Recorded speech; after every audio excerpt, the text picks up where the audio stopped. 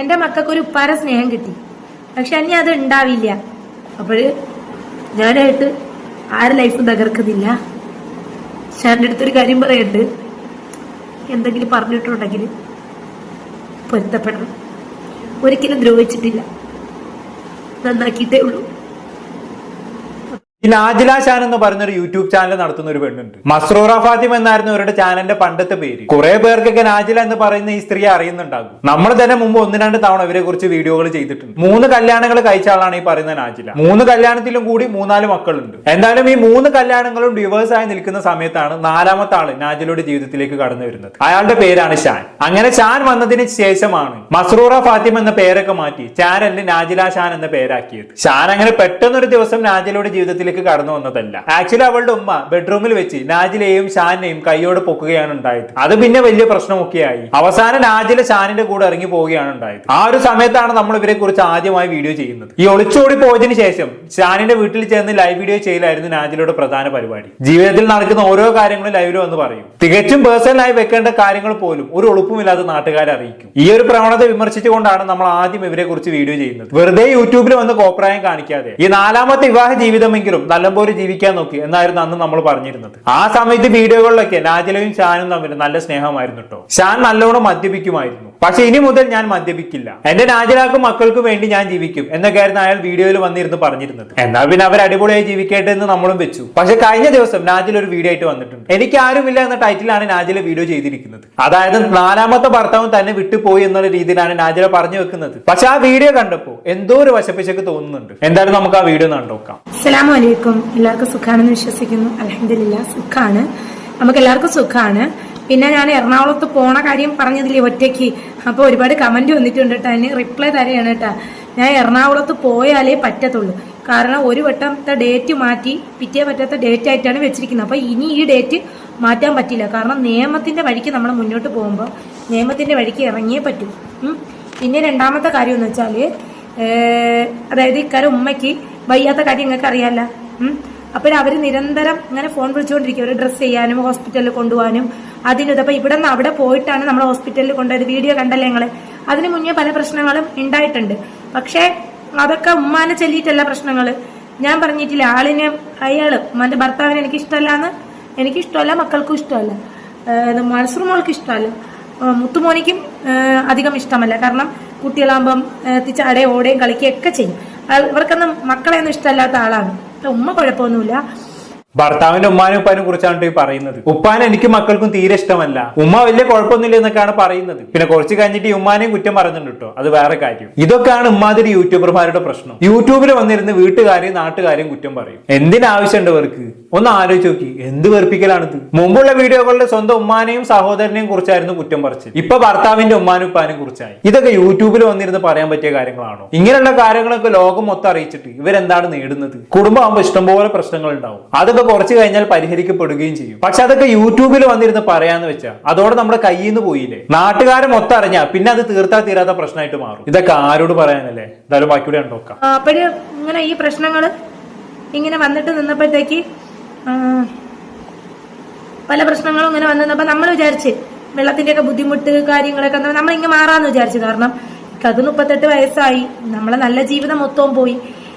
വീടും നാടും ഉപേക്ഷിച്ച് ആലുവ പോയി. ബാക്കി കാര്യങ്ങളൊക്കെ നിന്ന് തിരിച്ച് ഞാൻ കൊണ്ടുവന്ന് ഉമ്മാരെ പൊരുത്തം ചോദിച്ചു. ഇപ്പം നേരം വെളുത്ത തൊട്ട് ഇങ്ങനെ വിളി തുടങ്ങും, അല്ലെങ്കിൽ അനിയൻ മെസ്സേജ് അയപ്പ് തുടങ്ങും. ഇപ്പൊ ഹോസ്പിറ്റലിലെ ട്രീറ്റ്മെന്റിന്റെ പൈസ എല്ലാം അനിയനാണ് ചെലവാക്കി. വണ്ടിയെല്ലാം ഓടിയതും ബാക്കി കാര്യമെല്ലാം നമ്മളാണ്. അപ്പൊ വീട്ടു ചെലവെല്ലാം നോക്കുന്നത് നമ്മളാണ്. അപ്പൊ നമുക്കും ഒരു പ്രത്യേകിച്ച് ഒരു വരുമാനങ്ങളില്ല. ഞാൻ എന്റെ കഴിവിന്റെ പരമാവധി നിങ്ങളുടെ അടുത്ത് A to Z കാര്യം പറയാനുണ്ടായിരുന്നു. ഞാൻ എന്റെ നാടും വീടും ഉമ്മേനെ ഉപ്പേനെ ഒക്കെ ഉപേക്ഷിച്ചിട്ടാണ് ഞാൻ ഇവരുടെ അടുത്ത് പോലീസ് സ്റ്റേഷനിൽ 3-4 മണിക്കൂർ ആലോചിക്കാൻ സമയം ഉണ്ടായിരുന്നു. അപ്പോഴും ഞാൻ പറഞ്ഞായിരുന്നു എന്റെ 3ാമത്തെ ലൈഫാണ്, ഇതേപോലെയാണ്, നിങ്ങൾക്ക് വേണമെങ്കിൽ ഇതാ ഇപ്പൊ ഇവിടെ ഉപേക്ഷിച്ചിട്ട് പോകാം, പ്രശ്നമില്ല. പക്ഷേ നാളെ ഒരു കണ്ണീര് വരുത്തരുത് എന്ന് ഞാൻ പറഞ്ഞിട്ടുണ്ടായിരുന്നു. ഇപ്പൊ നേരെ വെളുത്തോട്ട് ഫോൺ വിളിക്കും, ഒന്നീ എന്നാ ഉമ്മ അല്ലെങ്കിൽ നമ്മളിപ്പോ ഡ്രസ് ചെയ്യാനായിട്ടെന്ന് വെച്ചാൽ അവിടെ ഒരു അടുത്ത ക്ലിനിക്കുണ്ട്. ഇവർ ഇത്രയും കാലം ഈ മോനെ ഡിപ്പെൻഡ് ചെയ്തല്ല ജീവിച്ചു. മോൻ വീടുമായിട്ട് യാതൊരു ബന്ധങ്ങളും ഇല്ലായിരുന്നു. നിങ്ങൾക്ക് കുറച്ച് തരാനാണ്. ഞാനും ഭർത്താവും തമ്മിൽ യാതൊരു വിഷയങ്ങളും ഇല്ല. അപ്പോഴേ ഞാനും ഭർത്താവും തമ്മിലല്ല വിഷയം. ഇവരിങ്ങനെ ഫോൺ നിരന്തരം അനിയൊന്ന് വിളിക്കും, ഇവരൊന്ന് വിളിക്കും, ബാക്കി കാര്യം പറയുമ്പോൾ ഇവിടെയാണെങ്കിൽ നമ്മളൊരു വീഡിയോ പിടിക്കാൻ അങ്ങോട്ട് പോകരുത്, അപ്പോഴാണ് ഈ പ്രശ്നങ്ങളെല്ലാം വരുന്നത്. നമുക്ക് വീഡിയോ പിടിക്കാൻ പറ്റില്ല. നമ്മൾ ഇത്തിരി സ്വസ്ഥതയായിട്ട് ജീവിക്കാൻ വേണ്ടിയാണ് നമ്മളിങ്ങ് മാറിയതും അവരെ കാര്യങ്ങളെ. എന്നാലും ഗ്യാസും ബാക്കി കാര്യം എല്ലാം ഇക്കായ നമ്മളാണ് ചെയ്തു കൊടുക്കുന്നത്. ഇക്കായെ സംബന്ധിച്ചിടത്തോളം ഒരു പാവ മനുഷ്യനാണ്. എന്ന് വെച്ചാല് ഒരുപാട് ടെൻഷനുകളും കാര്യങ്ങളൊന്നും താങ്ങാൻ പറ്റില്ല. അതുകൊണ്ടാണ് അവര് ആലുവ തന്നെ പോയത്. മദ്യപാനത്തിന്റെ കാര്യത്തിന് മുൻപതിയിൽ നിൽക്കാൻ കാരണവും ഈ ഫാമിലി തന്നെയാണ്. സമാധാനം കുടിക്കില്ല. എല്ലാം ഉപേക്ഷിച്ചിട്ട് പല വീഡിയോസും നിങ്ങൾക്ക് ചെക്ക് ചെയ്താൽ അറിയാം. ഉമ്മായെയും എല്ലാരെയും ഉപേക്ഷിച്ചിട്ട് പോയതാണ്. എൻ്റെ അടുത്ത് ആദ്യം ഇഷ്ടപ്പെടുന്ന സമയത്ത് എനിക്ക് ആരുമില്ലടി എന്നാണ് പറഞ്ഞത്. ഇപ്പോഴ് എൻ്റെ മക്കൾക്ക് ഒരു ഉപ്പാര സ്നേഹം കിട്ടി. പക്ഷെ അനി അത് ഉണ്ടാവില്ല എന്നാണ് തോന്നുന്നത്. എനിക്കറിയില്ല.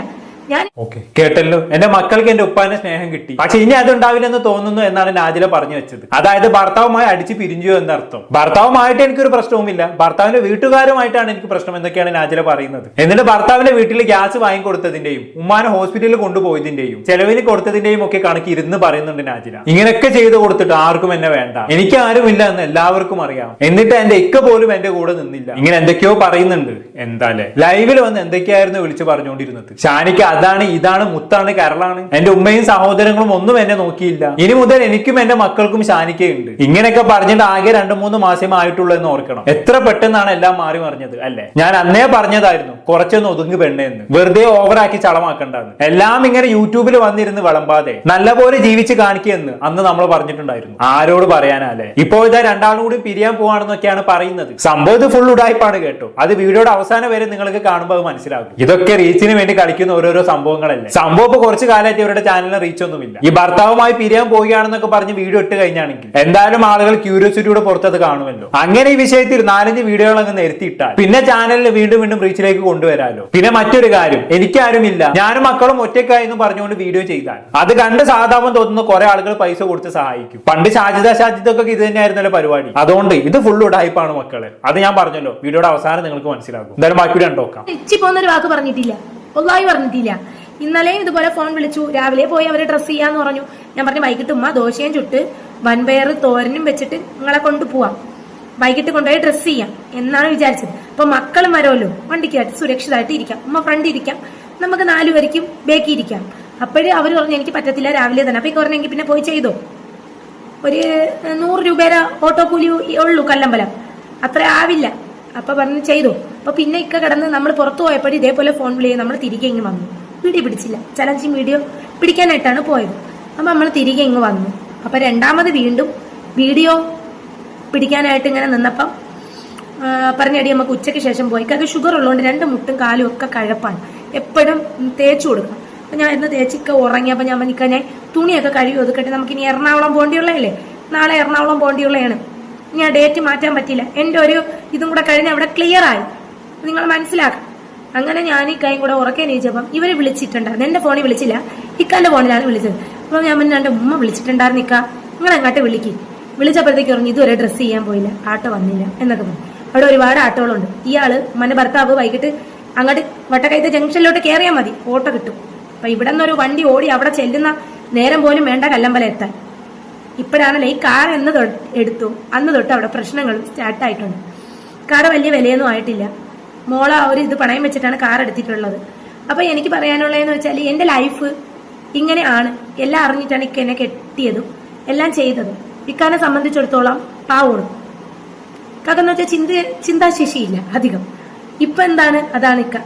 അല്ല ഇക്കാക്ക് ചിന്താശേഷി ഇല്ല എന്നൊക്കെ. ഇക്ക പാവാണ്, പക്ഷെ ചെറിയൊരു പ്രശ്നമുണ്ട്. എന്താണത്? ആൾക്ക് ചിന്താശേഷി തീരെ ഇല്ല. എന്നാലിന്റെ നാജില എന്റെ ഇക്ക മുത്താണ് കരളാണെന്നൊക്കെ പറഞ്ഞ അതേ നാവ് കൊണ്ട് തന്നെ നീ ഇങ്ങനെയൊക്കെ പറഞ്ഞു കളഞ്ഞല്ലോ. സങ്കടം ഉണ്ട് കേട്ടോ. സംഭവം എന്താണെന്ന് വെച്ചാണെങ്കിൽ വീട്ടിൽ എന്തൊക്കെയോ പ്രശ്നം ഉണ്ടായപ്പോ ഇവളുടെ ഭർത്താവ് ഇവളുടെ കൂടെ നിന്നില്ല, പകരം അയാളുടെ ഉപ്പാന്റെ ഉമ്മാന്റെയും കൂടെ നിന്നു. അതാണ്. പക്ഷെ ഭർത്താവ് പാവാണ്, പക്ഷെ ആൾക്ക് ചിന്താശേഷി ഇല്ലാത്തത് കൊണ്ട് അങ്ങനെ നിന്നതാണ്. ഉപ്പയും ഉമ്മയുമാണ് എല്ലാ പ്രശ്നങ്ങൾക്കും കാരണം എന്നാണ് നാജിൽ ഉദ്ദേശിക്കുന്നതെന്ന് തോന്നുന്നു. ഇവിടെ ഷാനെ സംബന്ധിച്ചിടത്തോളം അയാൾ ഇവിടെ കല്യാണം കഴിച്ചു എന്ന് കരുതി സ്വന്തം ഉപ്പാനും ഉമ്മാനും ഒഴിവാക്കാൻ പറ്റും. ഇവൾക്ക് ഉപ്പാനും ഉമ്മാനും നോക്കുന്ന ഇഷ്ടമില്ല എന്ന് തോന്നുന്നു. വെറുതെ ഓരോരോ പ്രശ്നങ്ങൾ ഇങ്ങനെ ഉണ്ടാക്കാന്നല്ലാണ്ട് എന്താ പറയാ. എന്തായാലും ബാക്കി കൂടെ കേട്ട് നോക്കാം. അപ്പൊ എനിക്ക് പറയാനുള്ളതെന്ന് വെച്ചാല് അങ്ങനെ ഫോൺ വിളിച്ചു മാരിബായി. അപ്പൊ ഞാൻ പറഞ്ഞ ഒരു കാര്യം ചെയ്യും, നമുക്ക് ഇത് അപ്പൊ ഈ കുറഞ്ഞൊരു കാപ്പി ഉണ്ടാക്കടി എന്ന് പറഞ്ഞു. അപ്പൊ ഞാൻ എനിക്ക് തേങ്ങയില്ല, നമുക്ക് വിഴുക്ക് വെട്ടാം, വൻപയർ വിഴുക്കും ദോശ ഉണ്ടാക്കാം. അപ്പൊ ഞാൻ പറഞ്ഞു ഇത് ഒരിക്കലും സമാധാനം തരില്ലേ. രാവിലെ അവര് തന്നെ വാശിയിൽ ഓർത്ത് പറഞ്ഞു ഞാൻ ഹോസ്പിറ്റലിൽ പൊക്കോളാം, ഞാൻ അങ്ങനെ ചെയ്തോളാം, ഞാൻ ഇങ്ങനെ ചെയ്തോളാം എന്നൊക്കെ പറഞ്ഞ് മുഹമ്മദിന്റെ 500 രൂപ കണ്ട് ഹോസ്പിറ്റൽ. അപ്പൊ ഈ മുഹമ്മദ് ബില്ലിംഗ് സെക്ഷനിൽ നിൽക്കുമ്പോഴാണ് ബേക്കിൽ കുറെ രോഗികൾ കാണും, നമുക്ക് പൈസ അങ്ങനെ നിൽക്കുമ്പോൾ നമുക്ക് പൈസ കാത്തു കെട്ടി അവിടെ നിൽക്കണം. കാരണം മക്കൾ വരാറാവും, അല്ലെങ്കിൽ മക്കളെ കാര്യം നോക്കണം, എന്നെല്ലാം ചെയ്യണം. അപ്പൊ ഇവർക്ക് ഒരാളെ ഹെൽപ്പ് വേണം. ഇത്രയും കാലം എന്റെ ഉമ്മേനെ പോലെ ഞാൻ ഇങ്ങനെ നോക്കിയിട്ടില്ല, ഒന്ന് മനസ്സിലാക്കിക്കോ. കൈക്ക് വെള്ളം കൊടുത്തു, എല്ലാ കാര്യങ്ങളും ചെയ്തും ഇറങ്ങടി എന്ന് പറഞ്ഞിട്ടും ആ വീട്ടിൽ നിന്നവളാണ് ഞാൻ. അതാരും ഉദ്ദേശിച്ച് ഞാൻ ഇക്കാനെ ഉദ്ദേശിച്ചു. ഇക്ക എനിക്ക് ജീവനാ. പക്ഷേ ഇവർക്ക് എപ്പോഴും ദാമ്പത്യ ജീവിതം ഇഷ്ടമില്ലേ എന്തോ. ഞാൻ ഒരു ദിവസം കിടന്നുറങ്ങിയപ്പോഴും നസ്രുമോളടുത്ത് അയാൾ എന്തൊക്കെയോ പറഞ്ഞിട്ട് അവിടെ പ്രശ്നം ഉണ്ടായി. അയാള് കാരണം ഞാൻ 3 മണിക്ക് എണീക്കണോളാണ്. മനസ്സിലാക്കണം. ഉമ്മേനെ ഉപേക്ഷിച്ച് ഉപ്പേനെ ഉപേക്ഷിച്ച് സഹോദരങ്ങളെല്ലാം ഉപേക്ഷിച്ച് ഷാൻ എന്ന് പറയുന്ന ഒരു വ്യക്തിനെ മാത്രം വിചാരിച്ച് ജീവിതത്തിലോട്ട് ഇറങ്ങിയോളാണ് ഞാൻ. അങ്ങനെ ഉമ്മാനും ഉപ്പാനും സഹോദരങ്ങളെ ഉപയോഗിച്ച് ഇറങ്ങി പോവുക മാത്രമാണ് നീ ചെയ്തതെങ്കിൽ കുഴപ്പമില്ലായിരുന്നു. ഇങ്ങനെ എന്തെങ്കിലും പ്രശ്നം ഉണ്ടായാൽ അവർ നിന്നെ തിരിച്ച് സ്വീകരിച്ചേനെ. കാരണം മുമ്പ് 3 തവണ ഡിവോഴ്സ് ആയി നീ വീട്ടിലേക്ക് തിരിച്ചു വന്നപ്പോഴും നിന്നെ സ്വീകരിച്ചവരാണ് നിന്റെ വീട്ടുകാർ. സ്വീകരിക്കുക മാത്രമല്ല, നിനക്കും മക്കൾക്കും ജീവിക്കാൻ വേണ്ടി ഒരു വീട് പോലും അവർ സെറ്റാക്കി തന്നു. പക്ഷെ നീ എന്താണ് തിരിച്ചു ചെയ്തത്? ഷാനിന്റെ കൂടെ ഇറങ്ങി പോയ സമയത്ത് നിന്റെ വീട്ടുകാരെ മുഴുവനും കുറ്റം പറഞ്ഞ് നീ വീഡിയോ ചെയ്തു. ഇത്രയും കാലം നിന്നെ നോക്കിയവർക്ക് നീ പുല്ല് വില പോലും കൊടുത്തില്ല. അന്നേ ഞാൻ പറഞ്ഞതാണ് ഇങ്ങനെയൊന്നും പറയാൻ പാടില്ല. ഭാവിയിൽ നിന്റെ ഭർത്താവുമായിട്ട് എന്തെങ്കിലും പ്രശ്നം ഉണ്ടായാൽ നിനക്ക് നിന്റെ വീട്ടുകാർ മാത്രമേ ഉണ്ടാവൂ എന്ന് അന്ന് ഞാൻ പറഞ്ഞതാണ്. എന്തായാലും ഇപ്പൊ എന്തൊക്കെയാണ് സംഭവിച്ചതെന്ന് കണ്ടല്ലോ അല്ലെ. എന്തായാലും ബാക്കി പറഞ്ഞാട്ടെ. എനിക്ക് പേടിക്കാനൊന്നുമില്ല കേട്ടാ. ഒരു വീടുണ്ട്, ആരുമില്ല, അല്ലാതെ നീ ഒന്നും തീരുമാനിച്ചിട്ടില്ല. എറണാകുളം പോണം, ഒറ്റയ്ക്കാണ് പോണത്. ദുആ ചെയ്യണം. 3 മക്കളും ഉണ്ട് കേട്ടാ കൂടെ. അല്ലാതെ ഞാനിതുവരെയും ഇക്കായ ഒന്നും പറഞ്ഞിട്ടില്ല. സ്വസ്ഥത അപ്പൊ പറഞ്ഞടി നീ സമാധാനമായിട്ട് ജീവിച്ചോ. നമ്മൾ ഇനിയെങ്കിലും എനിക്കൊരു സമാധാനമുള്ള ജീവിതം വേണം. നീ സമാധാനമായിട്ട് അന്നും ഇക്ക പറഞ്ഞ് ആവശ്യമില്ലാതെ കിടന്ന് വിളിക്കരുത് വിളിക്കരുത് വിളിക്കരുത് എന്ന് പല തവണയും പറഞ്ഞിട്ടുണ്ട്. ഞാനും അനിയനും വരെ വാർണിംഗ് കൊടുത്തിട്ടുണ്ട്, അനി ആവശ്യമില്ലാതെ കിടന്ന് വിളിക്കരുത്. ഇനിയെങ്കിലും നമുക്ക് ജീവിതം, കാരണം ഇവരിടപെടുമ്പോൾ നമ്മുടെ ദാമ്പത്യ ജീവിതത്തിൽ പ്രശ്നങ്ങളാണ്. നമ്മൾ പുറത്ത് പോയിട്ട് ഒരു വീഡിയോ പിടിക്കാനാണ് പറഞ്ഞത്, ഒരു പച്ചവെള്ളം നമ്മൾ കുടിക്കില്ല. കാറിൽ എണ്ണ അടിക്കുന്ന കാര്യം നിങ്ങൾക്ക് അറിയാല്ല. എന്തുകൊണ്ടാണ് കാർ എടുത്തതെന്ന് അറിയാല്ല, കുട്ടികളെ നോക്കാൻ വേണ്ടി. അപ്പോഴ് എനിക്ക് ഇപ്പോഴ് എന്റെ 3 കുരുന്നുകളേ ഉള്ളൂ. ഞാൻ ഈ ദുനിയാവിൽ നിന്ന് പോയാൽ മക്കൾ അനാഥരാവും. ഈ കുറച്ച് ബാധ്യതകളും കൂടെ ഇപ്പോഴും കൂടെ ആയിട്ടുണ്ട്. ബാധ്യതകളൊക്കെ തീർക്കണം, ജീവിച്ചിരിക്കണം. ഉമ്മയും ഉപ്പയും എന്നോട് പൊരുത്തപ്പെടണം. ഞാൻ എപ്പോഴും ഇവിടെ തന്നെ കാണും.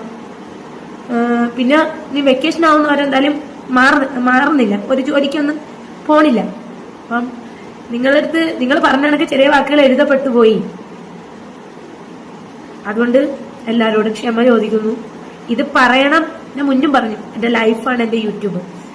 എന്റെ ലൈഫാണ് യൂട്യൂബ് എന്നൊക്കെ. അത് തന്നെയാണ് പ്രശ്നം. യൂട്യൂബ് എന്ന് പറഞ്ഞാൽ സോഷ്യൽ മീഡിയയുടെ ഭാഗമാണ്. അത് നന്നായി ഉപയോഗിച്ച് നിങ്ങൾക്ക് പൈസ ഉണ്ടാക്കാം, അതുവഴി നല്ലൊരു ജീവിതവും ഉണ്ടാക്കാം. പക്ഷെ അതിന് പകരം യൂട്യൂബ് തന്നെയാണ് ജീവിതം എന്ന് പറഞ്ഞുകൊണ്ട് തുപ്പുന്നതും തൂറുന്നതും വരെ യൂട്യൂബിൽ വന്നിരുന്ന് വിളമ്പിയാൽ ജീവിതം കോഞ്ഞാട്ടായി പോകും. എത്ര ഉദാഹരണങ്ങൾ നമുക്ക് മുന്നിലുണ്ട്. കുടുംബത്തിൽ നടന്നതൊക്കെ യൂട്യൂബിൽ പ്രദർശനത്തിൽ വെച്ച സകല ഫാമിലി വ്ളോഗേഴ്സും നശിച്ച ചരിത്രമേ ഉള്ളൂ.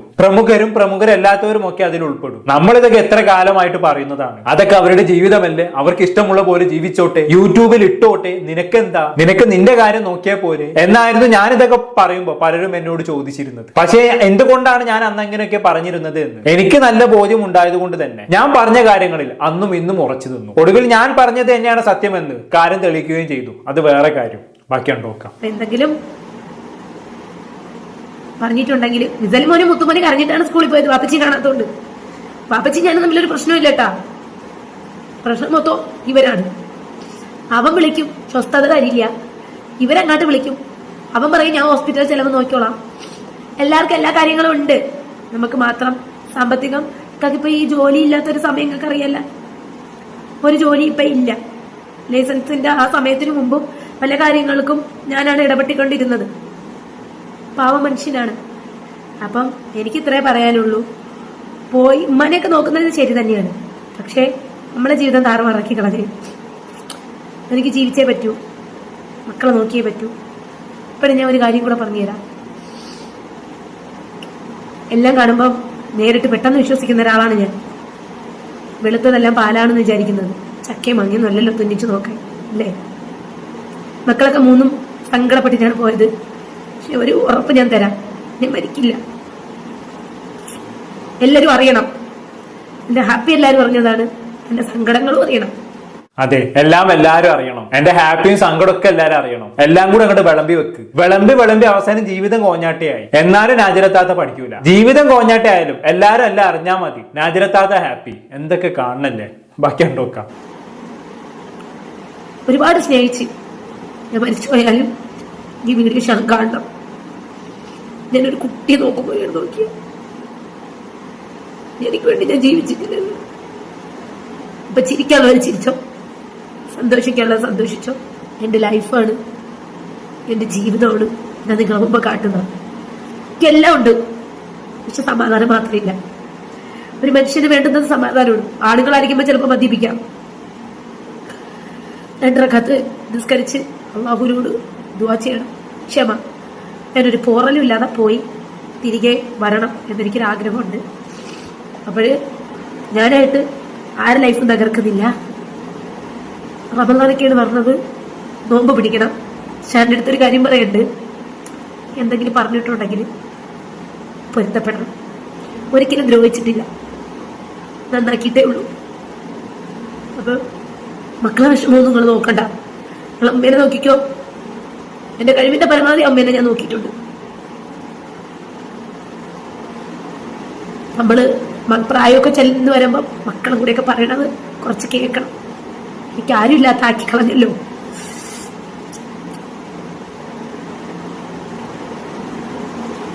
ഇത്രയേ ഉള്ളൂ. അപ്പൊ 4ാമത്തെ ജീവിതവും ഒരിക്കലും യൂട്യൂബിന്റെ പേരൊന്നും മാറ്റൂല കേട്ടാ. നജിലാഷാൻ തന്നെയാണ്. എന്തെങ്കിലുമൊക്കെ ഉണ്ടെങ്കിൽ അധികം വേദനിപ്പിക്കരുത് കേട്ടാ. കമന്റ് ഇപ്പൊ മുള്ളി ചവിട്ടിയാണ് നിൽക്കുന്നത്. ഇത്രയേ ഉള്ളൂ. അസ്സലാമു അലൈക്കും. ഓക്കെ, അപ്പൊ അങ്ങനെയൊക്കെയാണ് കാര്യങ്ങൾ. എന്തായാലും നാജില പറഞ്ഞ പോലെ തന്നെ പലരും നാജിലയുടെ ഈ കഥകളൊന്നും വിശ്വസിച്ചിട്ടില്ല എന്നുള്ളതാണ്. ഇതൊക്കെ പൈസ പിരിക്കാനുള്ള വേൾഡ് ഉടായ്പാണെന്നാണ് പലരും പറയുന്നത്. ചില കമന്റുകൾ ഞാൻ വായിച്ചുതരാം. നോമ്പ് വരുമല്ലേ, ഇങ്ങനെ കരഞ്ഞാൽ എന്തെങ്കിലും കിട്ടുകയുള്ളൂ, ആരൊന്നും കൊടുക്കല്ലേ, ലോക ഉടായ്പാണ്. നിങ്ങൾ എന്തിനാ ഇപ്പോ മുടിയൊക്കെ മറക്കുന്നത്? ഇവളുടെ അഭിനയമാണ്, പൈസ കിട്ടാൻ. ഡൗൺലോഡ് ചെയ്ത് വെച്ചോളൂ, ചിലപ്പോൾ ഈ വീഡിയോ ഡിലീറ്റ് ചെയ്യും.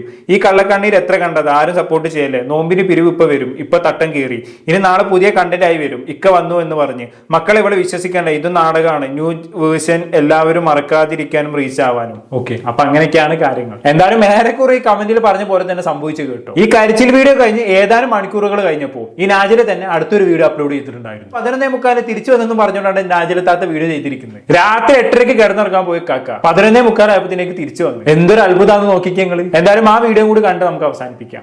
അസ്സലാമു അലൈക്കും. എല്ലാവർക്കും സുഖാണെന്ന് വിശ്വസിക്കുന്നു. അൽഹംദുലില്ലാ, എനിക്ക് ഇക്കാക്കും മക്കൾക്ക് സുഖാണ്. മക്കള് 3 ഉറക്കമാണ്. നാട്ടില് ടൈം എത്രയെന്ന് അറിയാമോ? പറഞ്ഞുതരാം. ടൈം 2:31. നമ്മളെവിടെ പോണ്? ഞാൻ പറഞ്ഞില്ലേ എറണാകുളം പോണെന്ന്. പിന്നെ ഇന്ന് 11 മണിയൊക്കെ ആയപ്പോ തിരിച്ചു വന്നേട്ടാ. തിരിച്ചു വന്നെന്ന് പറഞ്ഞാല് ബൈക്ക് പതുക്കെ കൊണ്ടുവരണം നോക്കിയപ്പോ ഞാൻ ഫ്രണ്ടും ബേക്കും കഥവ് പൂട്ടിയിട്ടുണ്ടായിരുന്നു. മക്കള് പോയപ്പോ ഇന്ന് ചോറൊന്നും എടുത്ത് വെച്ചില്ലേട്ടാ. മക്കൾക്ക് ദോശയും മറ്റേ വൻപയർ തോരനുമാണ് കൊടുത്തയച്ച. ഞാൻ പറഞ്ഞില്ലേ, അപ്പോഴേ നമുക്ക് ഈ ലൈഫൊക്കെ തകർന്നു വരുമ്പോ പഴയ ചിന്തകൾ വരും. ഇനി അതുപോലെ ആകുമോ? 3ാമത്തെ ലൈഫാണ് ഏറ്റവും വലിയ ട്രാജഡി ഉള്ള ലൈഫ്. അതുപോലെ ആകുമോ, അല്ലെങ്കിൽ ഇങ്ങനെ ആവോ? എനിക്ക് ആരും ഇല്ലല്ലോ. അന്ന് എനിക്ക് ഉമ്മയും വാപ്പയെങ്കിലും ഉണ്ടായിരുന്നു, ഇപ്പൊ എനിക്ക് ആരുമില്ല. ഇക്ക എന്തിനു പോയത് പറയും? 8:30 മണി കഴിഞ്ഞപ്പോ പോയോക്കളെ. കാരണം എന്ന് വെച്ചാല് വീട്ടിലെ പ്രശ്നങ്ങൾ വരുമ്പോഴത്തേക്ക് അതിന് ഞാനൊരു കാര്യം പറയാല്ലേ. അതില് സത്യസന്ധമായിട്ട് പറഞ്ഞു കഴിഞ്ഞാല് നീ അമ്മായിയായിട്ടുള്ള പ്രശ്നം നീ അമ്മായിട്ട് തരും. എനിക്ക് സ്വസ്ഥത വേണം. എന്റെ വണ്ടിയിൽ കുതിര കയറുമ്പോ എനിക്ക് ടെൻഷൻ ആവും, അപ്പൊ ഞാൻ ഇറങ്ങിപ്പോവും. അല്ലാതെ കളഞ്ഞിട്ട് പോണെന്നല്ല.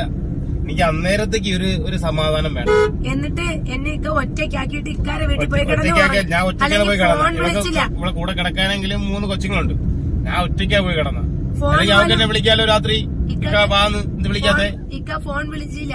ഇക്ക എന്റെ കൈ തട്ടി മാറ്റി, മക്കളെ കൈ തട്ടി മാറ്റിയിട്ടാണ് പോയി. ഞാൻ വരില്ല എന്ന് പറഞ്ഞിട്ടാണ് പോയത്. അങ്ങനെയൊന്നുമല്ല, ഇക്ക വരൂല. എനിക്ക് സ്വസ്ഥത ഇല്ലായിരുന്നു. എന്റെ ഉമ്മായിട്ടുള്ള പ്രശ്നത്തിന് എന്നോട് കുലുകുലുകുലുകുലുകുലുകുലുകുലുകുലുകുലുകിലാക്കിയപ്പോ എനിക്കെന്ന് പറഞ്ഞാല് പൊതുവില് സംസാരം ഇഷ്ടമില്ലാത്ത ഒരാളാണ്. ഞാൻ ഒരുപാട് സംസാരിക്കൂല, ഒരുപാട് സംസാരം കേൾക്കുന്ന എനിക്ക് ഇഷ്ടമല്ല. കേട്ടല്ലോ ഇപ്പൊ എങ്ങനെ ഇരിക്കുന്നു. അമ്മായിമ്മ മരുമോള് പോര് കണ്ട് സഹിക്കാൻ പറ്റാഞ്ഞിട്ടാണ് നമ്മൾ ഷാനിക്ക് ഇറങ്ങി പോയത് പോലും. ഒരു ഇച്ചിരി സമാധാനം കിട്ടുമെന്ന് നോക്കി പോയതാണ്. കുറച്ച് വന്നപ്പോ തിരിച്ചു വരികയും ചെയ്തു. ആ പാവത്തിനെ കുറിച്ചാണ് നാജിലെ എന്നെ ഇട്ടേച്ച് പോയേ എന്ന് പറഞ്ഞ് വീഡിയോ ചെയ്തത്. എന്തൊക്കെ കാണുന്നില്ലേ ഇമ്മാതിരി ഓരോ ടീംസ് ഇഷ്ടം. യൂട്യൂബിൽ പായിട്ട് കിടന്നിറങ്ങുന്ന കുറെ എണ്ണം ഓരോ ടൈപ്പ് കൊണ്ട് ഇറങ്ങിക്കോളും. എന്തായാലും കൂടുതലൊന്നും ഞാൻ പറയുന്നില്ല. എന്താണെന്ന് നിങ്ങൾക്ക് തോന്നുന്നത് താഴെ കമന്റ് ബോക്സിൽ രേഖപ്പെടുത്തുമല്ലോ. അടുത്തൊരു ടോപ്പിക്കുമായി വീണ്ടും കാണാം.